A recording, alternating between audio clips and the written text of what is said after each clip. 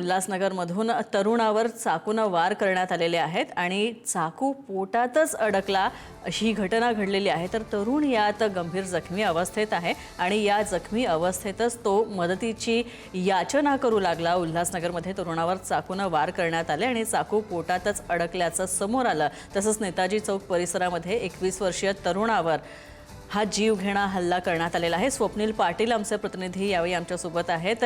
स्वप्नील, काय हे प्रकरण होतं, काय नेमकं कारण काय होतं या तरुणावरच्या हल्ल्याचं आणि आता या तरुणाची प्रकृती कशी आहे?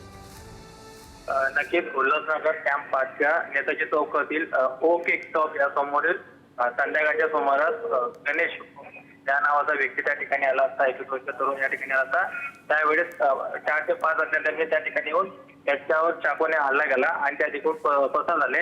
मात्र चाकू त्याच्या पोटात अडकलेल्या असल्या अवस्थेत तो जमिनीवर पडलेला होता। स्थानिकांनी त्याला प्रथम उपचारासाठी उल्हासनगरच्या मध्यवर्ती रुग्णालयात त्याला दाखल केलं। मात्र मध्यवर्ती त्याची प्रकृतीची गंभीरजनक असल्यामुळे त्याला पुढील उपचारासाठी कळवा रुग्णालयात रवाना करण्यात आलेलं आहे। मात्र या प्रकरणात हिल्लाल पोलीस ठाण्यामध्ये गुन्हा दाखल करण्यात आलेला आहे। हिल्लाल पोलीस ठाण्यातील या प्रकरणातील 3 आरोपी त्याला सध्या अटक केलेले आहे। मात्र हे 3 आरोपी जे आहे अल्पवयीन आहेत। मात्र जे 2 आरोपी आहेत धन्यवाद स्वप्नील या सगळ्या अपडेट्स बद्दल।